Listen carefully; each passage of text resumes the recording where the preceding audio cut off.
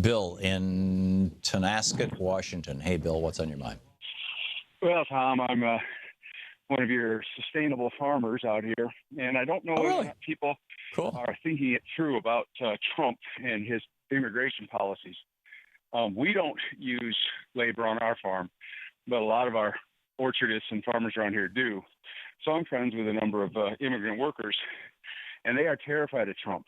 And it doesn't take a wild imagination to realize that a tremendous majority of our crops and livestock are tended for by immigrants, both legal and illegal.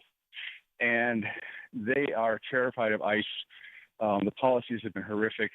A lot of the big producers purposely use undocumented workers because that way they have a handle on them. But those workers are constantly in a state of flux. If Trump were to be elected, not only could the immigrant population in the states that are still harvesting, which will be going on in November and December in the South, but a tremendous number of the workers in processing plants, both fruit, vegetable, and meat, are immigrants. If those people in any significant number bail out of fear of Trump policies, this country could be, in the short term, in a real problem food-wise. So if you're thinking about not voting in November because you're not a fan of Hillary's, if you're a fan of eating, you might want to give it a second thought. Yeah.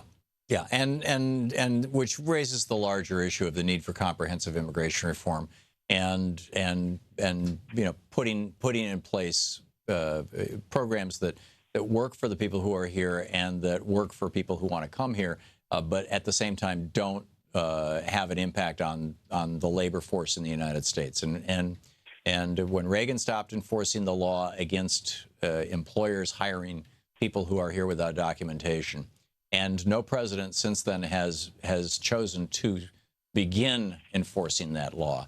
So employers are still running Spanish language ads in newspapers in Mexico saying, if you can get to this particular plant in this particular town, there's a job waiting for you.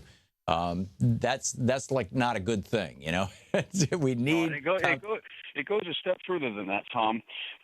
Before World War II, over 50% of our population either was raised, lived, or had, one generation away farm relatives. We currently operate our agricultural system in this country on less than 2% of us. You're right. And a lot of us are old farts like I am.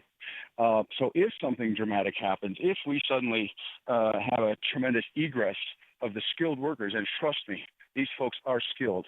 You can destroy an orchard if you don't know how to pick fruit properly, if you don't know how to prune and how to graft and how to do the other tasks that, a lot of people in this country take for granted and consider unskilled labor. If those people leave in any significant numbers, we simply don't have people who can replace them because 98% of our population thinks that food, comes from the produce department or is in, styrofoam trays with cellophane over it.